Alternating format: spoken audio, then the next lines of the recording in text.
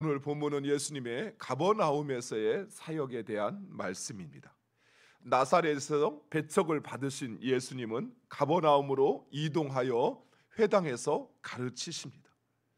예수님은 고향 사람들에게 배척을 받아 죽을 뻔하였지만 오히려 사역에 더 매진하십니다. 이처럼 주의 일을 하다 보면 때로는 외면을 당하기도 하고 무시를 받기도 하고 핍박을 당하기도 합니다. 그러나 우리는 그러한 도전에 낭망하거나 포기해서는 절대 안 됩니다. 죄 아래에 있는 세상은 예수님을 거부하고 또 하나님의 뜻에 도전하였던 것처럼 하나님의 뜻대로 살려고 하는 사람을 결코 그냥 내버려 두지 않습니다. 그를 유혹하여 떨어지게 만들고 또 그를 핍박하여 포기하게 만드는 것입니다. 하지만 예수님께서 사단 권세를 이기시고 승리하신 것처럼 우리도 반드시 이길 것입니다. 따라서 어떤 상황에서도 우리는 포기해서는 안 됩니다. 오직 주님 가신 그 길을 따라갈 때 우리는 반드시 승리하게 되어 있습니다. 패배하는 것처럼 보여도 또 그들에 의해서 우리가 십자가에 못 박혀 죽는 것처럼 보여도 하나님 다시 우리를 살리십니다. 예수님은 가버나움 회당에서 말씀을 가르치자 사람들은 놀라워합니다. 왜냐하면 예수님의 말씀에는 권위가 있었기 때문입니다. 예수님의 말씀에 권위가 있었다라는 것은 예수님은 말씀이 육신이 되었기 때문입니다. 즉 예수님은 하나님의 말씀을 전하기만 한 것이 아니라 예수님 그 자체가 바로 말씀이었다는 사실입니다. 예수님은 말씀을 가르치신 것이 아니라 말씀대로 사셨습니다. 사랑하는 성도 여러분, 우리가 전하는 말씀에 또 우리가 고백하는 말씀에 또 우리가 인정하는 말씀에 권위가 있으려면 그 말씀이 우리의 삶으로 사라져야 합니다. 우리가 아무리 예수가 그리스도요, 예수가 곧 구원자요, 예수가 하나님의 아들이시오 라고 떠들어도 내 삶으로 그 말씀대로 살지 않으면 내가 전하는 말은 그저 나의 허풍일 뿐이에요. 나 혼자만의 생각일 뿐이에요. 그런데 우리가 전하는 그 말씀대로 내 삶이 사라져요. 하나님의 말씀이 내 삶에 살아 역사하고 있어요. 그 말은 그 말씀이 내 삶 가운데 현실이 된다는 것이. 그러면 세상은 내가 전하는 그 말이 그저 나만의 생각이나 허풍이 아니라 그것이 능력이요, 그것이 역사임을 인정하게 되는 것입니다. 오늘날 말씀은 넘쳐나고 있습니다. 그야말로 말씀의 홍수 시대입니다. 언제든 읽고 싶고 듣고 싶으면 그 말씀을 읽고 들을 수도 있고 또 유튜브를 통해서 내가 듣고자 하는 말씀 얼마든지 보고 들을 수 있습니다. 그런데 정작 말씀을 전하는 자나 말씀을 듣는 자나 말씀대로 살려고 하지 않습니다. 말씀을 들을 때 은혜를 받고 감동을 받는데 정작 말씀은 말씀이고 현실은 현실이라고 생각을 해요. 그래서 10년, 20년 말씀을 들었는데 정작 내 삶은 오히려 20년보다 더 못해요. 그 감동도 아니 내 삶을 살아내는 그 힘도 그 소망도 우리에게는 옛날 이야기가 돼버렸어요. 나 때는 그때는 그러나 정작 지금은 오히려 말씀을 들은 횟수와 들은 시간이 훨씬 더 많아졌는데 지금은 그 말씀의 힘도 능력도 신뢰하지 못하고 그 말씀이 이야기하는 것을 내 삶에 소망하지도 않는 그런 마치 생명력 없는 메마른 막대기가 돼버렸어요. 그러다 보니 교회와 성도들 가운데 있어서는 안 되는 것들이 자리를 잡고 있습니다. 오늘 본문에 보니까 예수님께서 회당에서 말씀을 가르치자 더러운 귀신 들린 자가 소리질러 나왔다라고 이야기합니다. 회당이 어떤 곳입니까? 회당은 말씀을 읽고 전하고 가르치는 곳입니다. 생명의 말씀, 능력의 말씀이 선포되어지는 곳이 바로 회당입니다. 그러나 말씀의 권위를 잃어버린 그곳에 더러운 귀신이 버젓이 앉아 있는 것입니다. 오늘날 교회 역시 마찬가지입니다. 말씀을 잃어버리면, 생명의 말씀을 잃어버리면 그곳에는 사기꾼 장사치들만 모이게 되어 있습니다. 말씀의 능력이 없는 곳에 말씀과는 아무런 상관없는 그런 사람들이 모이게 되는 것입니다. 그러나 예수님이 권위 있는 말씀에 이 귀신은 스스로의 운명을 깨닫고 자백합니다. 나아가 예수님이 하나님의 아들이시오 그리스도임을, 하나님의 거룩한 자임을 인정하고 그곳에서 쫓겨납니다. 사랑하는 성도 여러분, 이처럼 교회가 말씀의 능력을 회복하면 거짓되고 위선된 자는 교회를 떠날 수밖에 없어요. 그곳에 머물 수가 없는 것입니다. 말씀의 능력이 회복되면 생명이 회복되고, 그리고 그곳이 예수 그리스도를 증거하게 돼 있는 것이. 왜 교회가 세상보다 못하다는 소리를 들어야 합니까? 왜 그리스도인이 별 볼 일 없는, 오히려 세상 사람들보다 더 이기적이고 더 못돼 먹은 사람들로 그렇게 인식이 되어야 합니까? 아, 목사님 나는 상관없어요, 나는 그렇게 안 해요. 아니요. 그 생각이 바로 우리 교회를 이렇게 누더기처럼 만들어버린 거예요.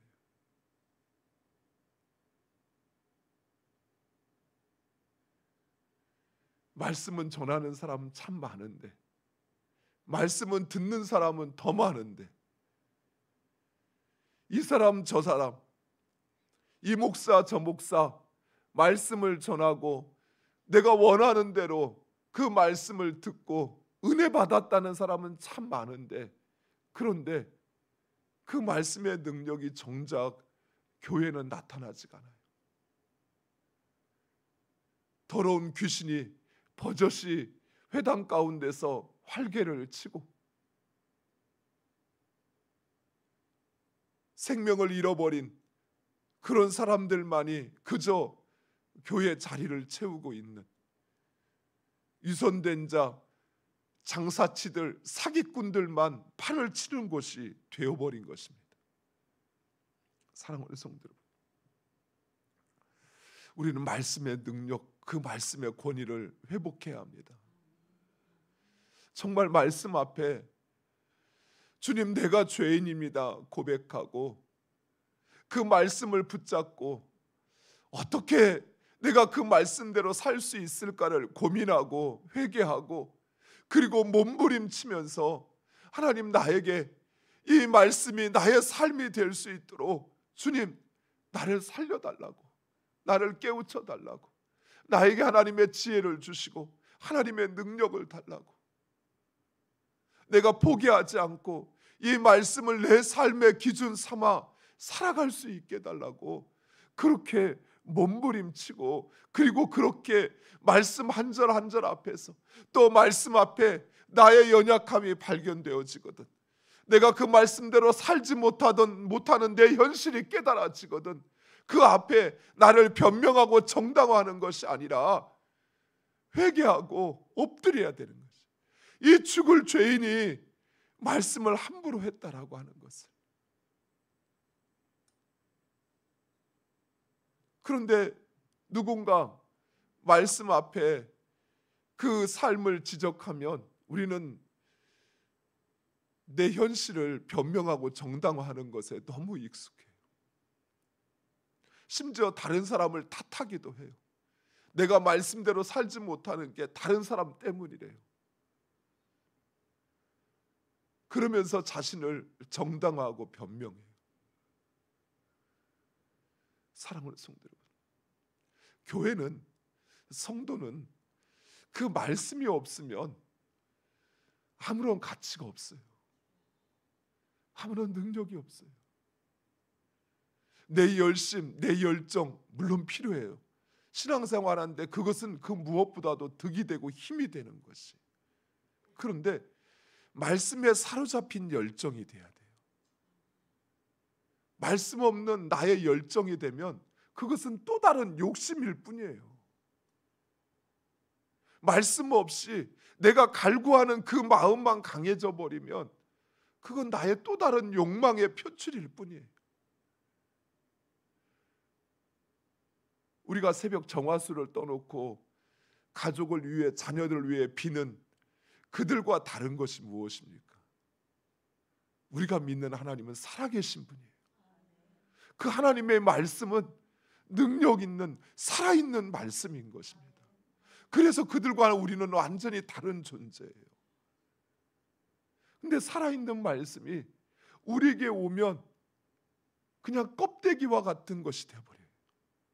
나를 치장하고 뇌 외피를 싸서 사람들에게 나를 보여주는 기능 외에는 정작 나의 삶을 바꾸지 못하고 또 내가 있는 그곳을 바꾸지 못하고 세상을 바꾸지 못하는 그런 힘없는 만일은 소금과 같은 그런 존재가 돼버리는 것이. 왜 그럴까요? 왜 말씀이, 이 능력의 말씀이 세상을 창조하고 바다를 가르고 사막에 강을 내는 이 말씀이 왜 나에게 오면 힘이 없는 그런 껍데기만 돼버리는 것일까요? 사랑하는 성도 여러분, 내가 말씀대로 살려고 하지 않으니까 그래요. 예수님의 말씀이 권위가 있었던 건 예수님은 그 선포하는 그 말씀 그 자체였기 때문에 그래요.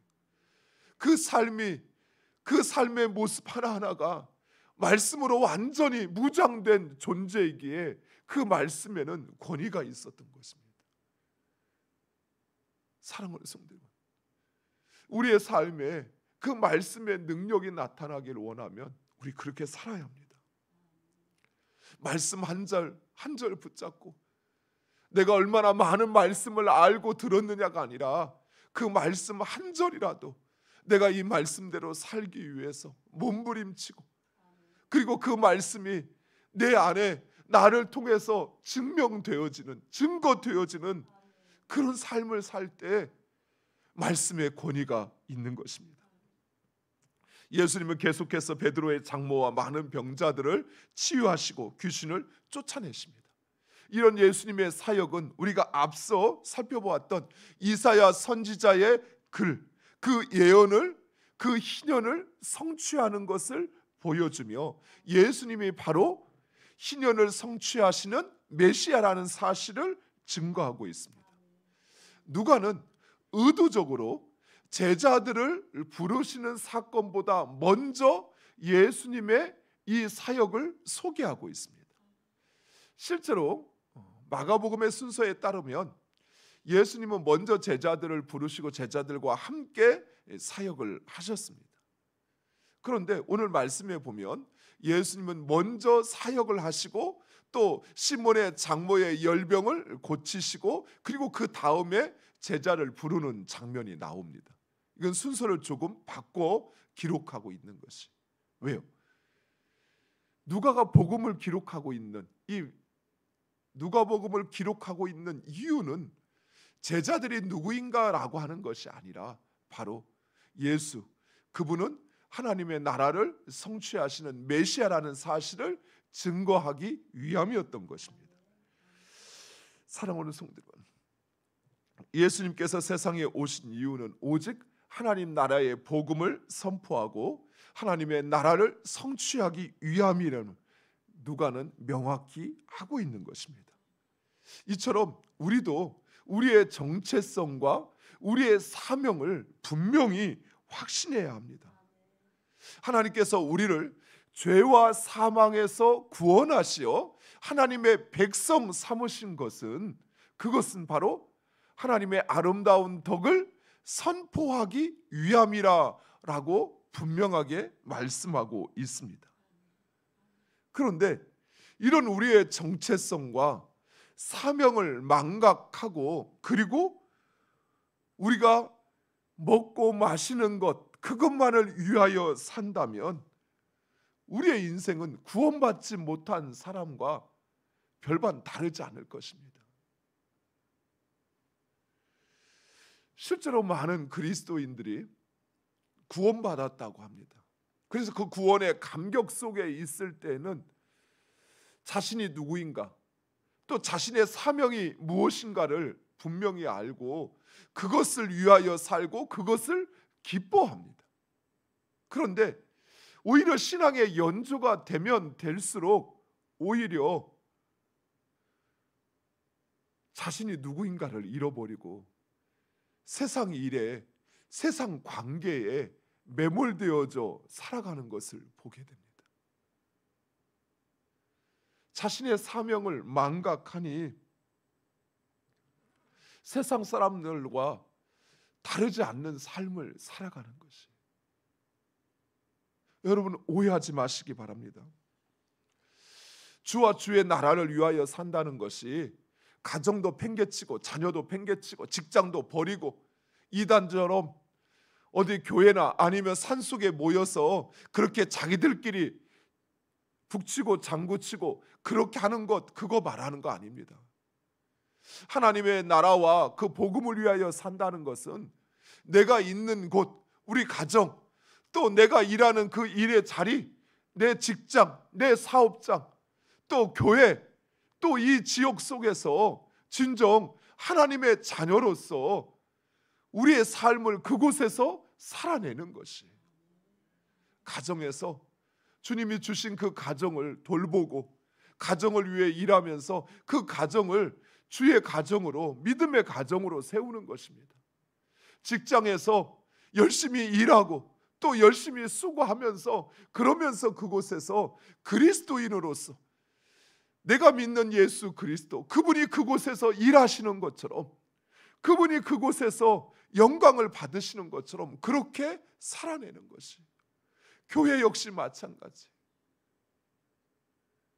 교회 안에서 내 마음이 맞는 사람들끼리 그렇게 또 끼리끼리, 또 교회 안에서도 자기 자신의 자랑이나 또 자기를 드러내기 위해서 또 인간의 관계에 얽매여서 그래서 사는 것이 아니라, 교회 안에서 오직 주님이 이곳에 계시고 그리고 주님이 이곳에서 나와 함께 일하시고 있는 것처럼 그렇게 모든 일을 사랑하고, 그리고 그들과 함께 주님을 예배하며 주님의 뜻을 이뤄가는 것, 그것이 바로 하나님의 백성으로, 우리를 하나님의 백성 삼으신 그 하나님의 덕을 선포하며 사는 것입니다.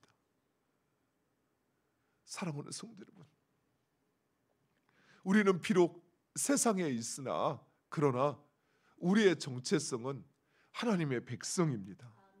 우리가 비록 가정에 있으나 우리 가정에서의 남편과 아내와 부모와 자녀의 역할보다 더 본질적인 건 내가 하나님의 백성이라는 사실이에요. 아버지로서, 어머니로서, 부모로서, 자녀로서 그 역할을 하려고 하는 그것보다 내가 그곳에서 하나님의 백성으로서 살아야 하는 것이, 살아내야 하는 것이, 그것이 곧 하나님의 백성이 하나님의 덕을 선포하는 것입니다. 사랑하는 성도 여러분, 하나님께서 우리를 죄와 사망에서 구원하시어 하나님의 백성 삼으신 것, 이 사실을 결코 잊지 마시기 바랍니다. 그렇다면 우리는 세상에서 하나님이 하시는 것처럼, 여러분이 직장에서 그 일을 하면서도 수고롭고 힘들지만 마지못해 먹고 살기 위해서 일하는 사람, 월급 받으려고 일하는 사람이 아니라 그곳에서 여러분은 하나님이 일하시는 것처럼 그렇게 하셔야 돼요. 성실하셔야 돼요. 내 일처럼 하셔야 돼요. 얼마 전에 어떤 사업을 하시는 분과 이야기를 하는데 그런 이야기를 해요. 목사님, 직원들 가운데 내 일처럼 하는 사람이 거의 없다는 거예요. 그저 주는 돈 그거 받고 그것으로 끝이지 그 이상도 이하도 하려고 하지도 않는다라는 거예요. 그걸 기대하면 안 된다라고 그러더라고요. 세상 사람들은 그렇습니다. 내가 받은 만큼만 하면 되죠. 왜 받지도 않은 일을 내가 일부러 합니까? 그런데 사랑하는 성도 여러분, 우리는 하나님 나라 백성이에요. 세상 사람들이 볼 때 하나님 나라와 상관없는 세상 사람들이 하듯이 그렇게 내게 주어진 것 그것도 제대로 하기 싫어서 하는 둥 마는 둥 하는 그런 존재가 아니라 하나님의 백성, 하나님께서 하시는 것처럼 하나님께서 일하시면 그렇게 하실까요? 우리를 창조하실 때 그 오묘한 그 놀라운 지혜로 우리를 창조하시고 일하셨던 주님께서 어떻게 하실까요? 자기 몸을 다하도록 일하지 않을까요? 남들이 보면 너 이 집 네가 여기 사장인 줄 알겠다 이런 소리 들는 만큼 그렇게 하지 않을까요?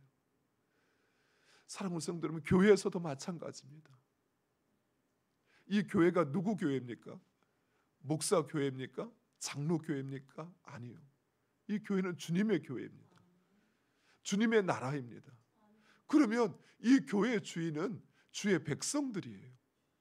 주의 자녀들이에요. 내 몸처럼 교회를 위해서 내 몸처럼 가정을 집을 팔고 돈을 팔라고는 하지 않을게요. 하지만 내 몸처럼 여기셔야죠. 예수 그리스도의 몸처럼 그렇게 주의 교회를 위해서 주님이 하시는 것처럼 그렇게 행할 때 하나님 그런 우리를 기뻐하셔요. 교회가 어떻게 되는 나는 별로 상관없어. 뭐 내 믿음 지키면 되지. 그게 무슨 상관이야. 전혀 그렇지 않아요. 교회가 제대로 서지 않는데 어떻게 내 믿음이 제대로 설 수 있겠어요? 강단에서 목사가 제대로 말씀을 전하지 않는데 어떻게 생명의 양식을 먹고 내 생명을 더 풍성히 할 수 있겠습니까? 지옥에서도 마찬가지. 교회는 지옥에서 때로는 이런 소리 저런 소리 들을 수 있어요. 그런데 그럼에도 교회는 이 세상의 빛으로 드러나야 돼요. 이런 소리 저런 소리 하면 교회도 맞받아서 싸우는 것이 아니라 그래요. 우리가 좀 더 섬기지. 우리가 다시 한번 노력하겠습니다. 사랑하는 성도 여러분, 그들이 우리의 무엇을 보고 감동하고 그리고 저 사람들은 특별한 사람들이다라고 인정할 수 있을까요? 여기에 많은 사람들이 모여서요. 자기들끼리 무엇인가를 신나서 좋아서 행하는 그것일까요? 아니요. 부족하지만 미약하지만 그래도 그들을 섬기려고 하고 그들을 위해서 교회가 희생하는 그 모습, 그들은 그것을 보고 저 사람들은 특별해. 저곳은 특별한 곳이야. 그렇게 인정하지 않을까요? 왜 오늘날 교회가 이처럼 무시받고 세상으로부터 조롱당할까요? 세상이 하는 것처럼 똑같이 불법을 행하니까 세상 사람들이 자기들이 그런 것처럼 이기적이고 그렇게 자기들만 알고 사니까 그러니까 자기들과 별반 다르지 않은 거예요. 사랑하는 성도 여러분, 우리 하나님의 백성입니다. 우리의 사명은 세상 가운데 내가 있는 그곳 가운데 하나님의 그 덕을 하나님 우리에게 행하신 그 사랑과 그 은혜를 선포하는 하나님의 백성으로 살아가시기를 간절히 축원드립니다. 기도하겠습니다.